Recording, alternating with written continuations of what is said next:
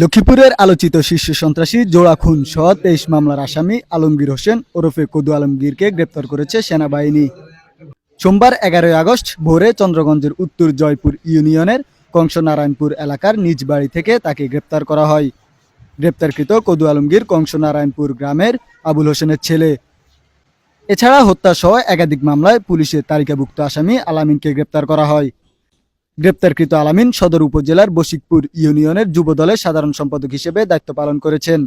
আলামিনকে পৌর শহর থেকে গ্রেপ্তার করা হয়। দুজনই হত্যাসহ একাধিক মামলার পুলিশের তালিকাভুক্ত শীর্ষ সন্ত্রাসী। সেনাবাহিনী জানায়, আসামি কদু আলমগীর একজন শীর্ষ সন্ত্রাসী। তার বিরুদ্ধে বশিকপুর ইউনিয়নের রাকিব নোমান হত্যাসহ অন্তত ২৩টির মামলার গ্রেপ্তারি পরোয়ানা রয়েছে।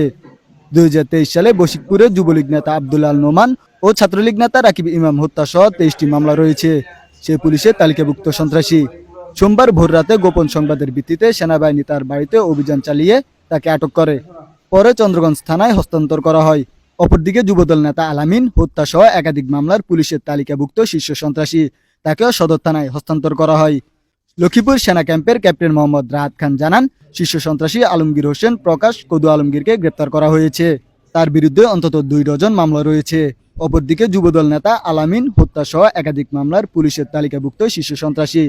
তার বিরুদ্ধে হত্যাসহ একাধিক মামলা রয়েছে বলে জানান তিনি। তাদের দুজনকে চন্দ্রগঞ্জ ও সদর থানা পুলিশের কাছে হস্তান্তর করা হয়েছে। Desk, Lakshmipur Times.